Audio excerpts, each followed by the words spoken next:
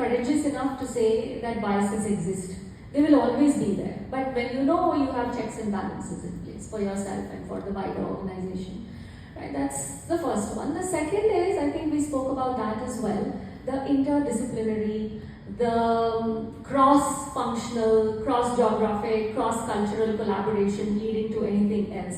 The moment you, see, there's always an overhead, there's always a coordination tax involved when you are going cross something. There's so many people you need to involve. That said, the benefits can never be ruled out. So that's the second point. But the third most important point is accountability. How do you make sure somebody is answerable and responsible?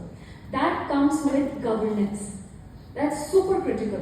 Whether it's an organization or it's a country or the world that we are talking about, governance is the most important thing, right? Intent is never enough when it comes to topics like these. Yes, we intend to do this. We have always had the intention and we are doing these 5 good things.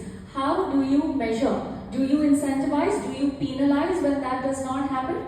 Right? So I think those are super important. These keep us, each of us as leaders, each of us as responsible citizens, and the AI systems responsible and somewhat reflective of the holistic nature of the workforce, of the human population that we are talking about. And I'd like to give an example here.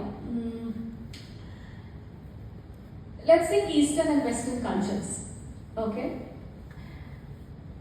When you think of the Eastern cultures, I personally, this is my personal view and you may choose to agree or disagree, but coming to Eastern cultures, I think there's so much more flexibility. There's a little bit more of communal benefit over my personal space. I'm okay with my privacy breached because I don't even fully understand what privacy really means.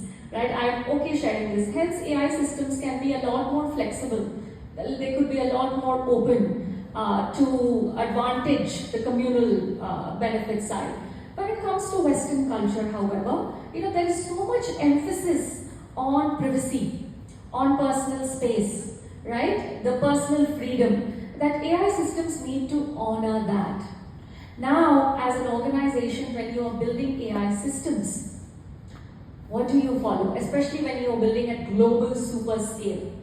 Do you follow the global context, have a set of principles to follow those? Or do you get into cultural, regional nuances and start to build accordingly? Or it needs to be that flexible, ad hoc, on the go that it respects this as well as that. Really, really a hard one to crack, right?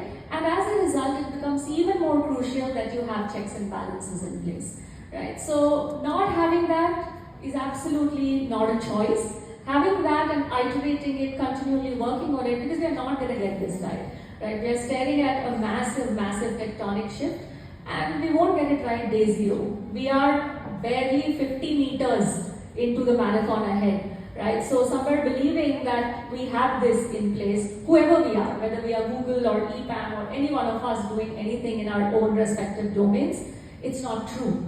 We really need to be humble about it and authentically chase this evolution. Yeah?